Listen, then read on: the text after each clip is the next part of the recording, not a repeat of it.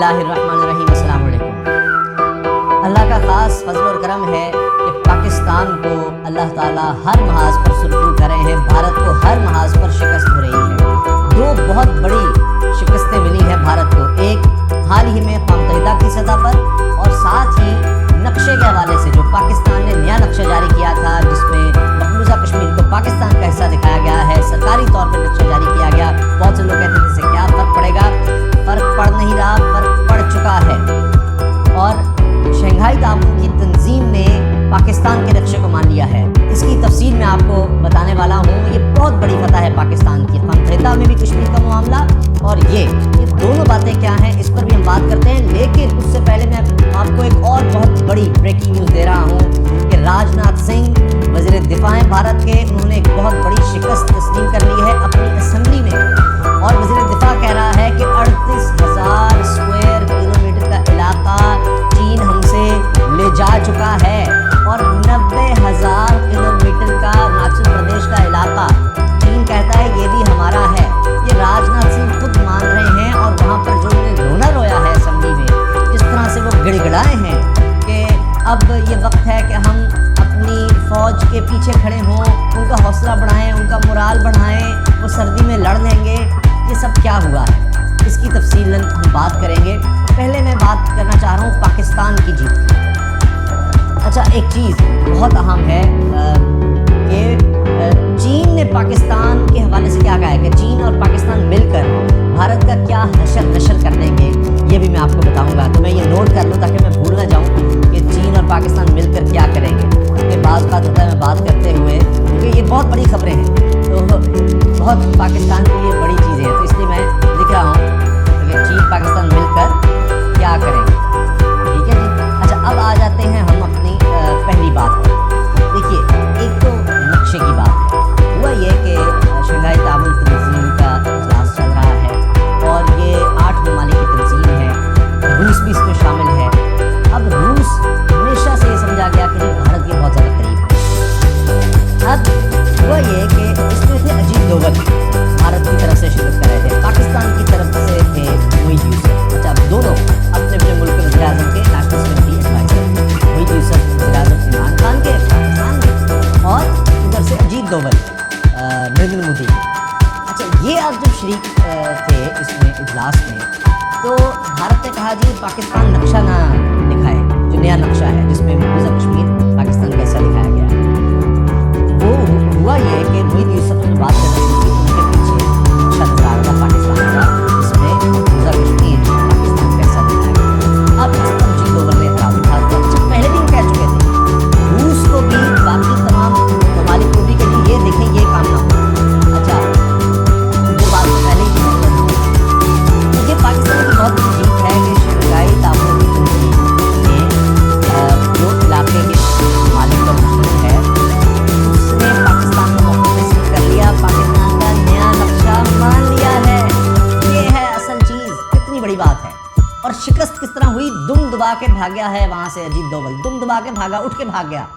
जब ये हो रही थी कॉन्फ्रेंस, ये इजलास हो रहा था, तो उसमें अजीत डोवल ने एतराज़ उठा दिया कि देखिए जी मोईद यूसुफ के पीछे नक्शा लगा हुआ है, इसमें भारत के इलाके पाकिस्तान का हिस्सा दिखाए गए हैं, तो इस पर हमें शदीद एतराज़ है, ये नहीं होना चाहिए और ये सब। तो सब ने इस चीज़ को मुस्तरद कर दिया। भारत की इतनी रुसवाई और सुबकी और शिकस्त हुई है शंघाई ताउन तंजीम की सतह पर कि अजीत डोवल उठ के भाग गए वहाँ से कॉन्फ्रेंस से, क्योंकि एतराज़ किसी ने माना ही नहीं, कोई भारत के साथ खड़ा नहीं हुआ।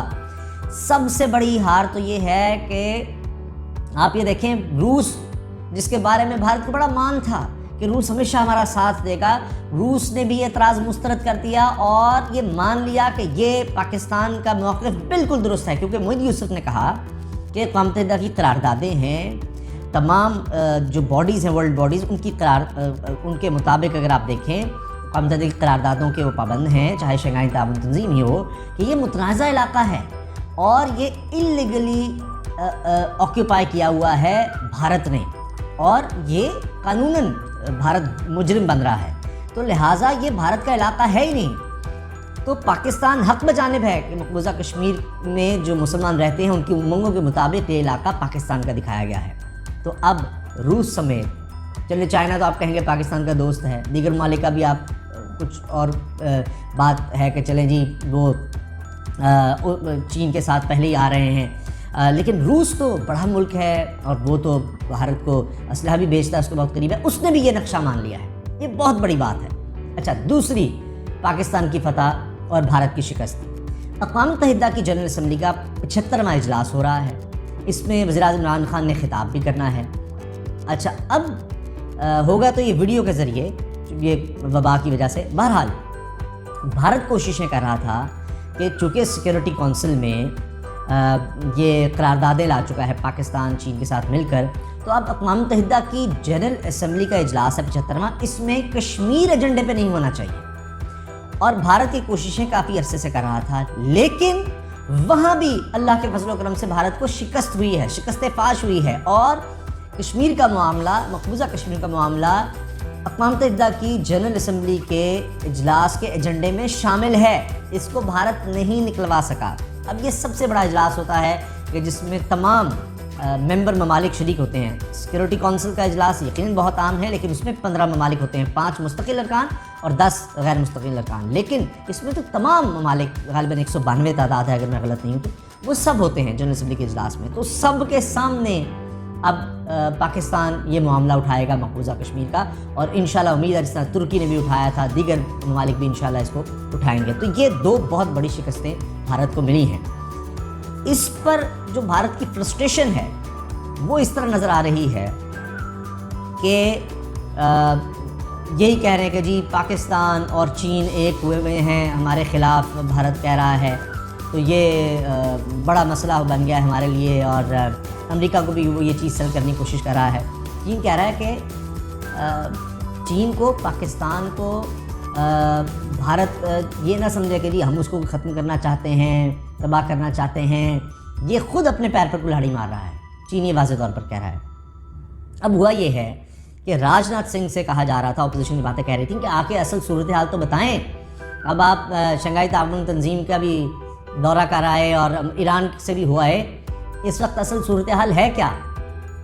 تو راج ناتھ سنگھ نے وہاں کی اسمبلی میں یہ کہا ہے، بھارت کی اسمبلی میں، کہ جی 38,000 اسکوائر کلومیٹر کا علاقہ چین کے قبضے میں ہے بھارت کا، اور اب جو لیٹسٹ ہے اس میں تقریباً اس کا مطلب ہے کہ وہ مان رہے ہیں کہ کوئی 1,000 اسکوائر کلومیٹر بنتا ہے مزید یہ لداخ کا علاقہ، کیونکہ بھارت کہتا ہے جی 3,700 کلومیٹر جو ہے، یعنی 37,000 کا علاقہ، 37,000 کلومیٹر کا علاقہ وہ پہلے ہی اکثر چین والا ہے، تو اب یا 37,200 کلومیٹر ایگزیکٹ کہہ لیں، تو اب مزید 800 اگر ڈال لیں تو وہ جی لداخ کا ہو گیا، تو 38,000 کلومیٹر وہ کہہ رہے ہیں جی یہ چین قبضہ کر چکا ہے ہمارے علاقے پر۔ پھر کہ 90,000 کلومیٹر کا مزید علاقہ ہے اکثر چین کے اور یہ لداخ کے علاوہ اروناچل پردیش کا چین کا۔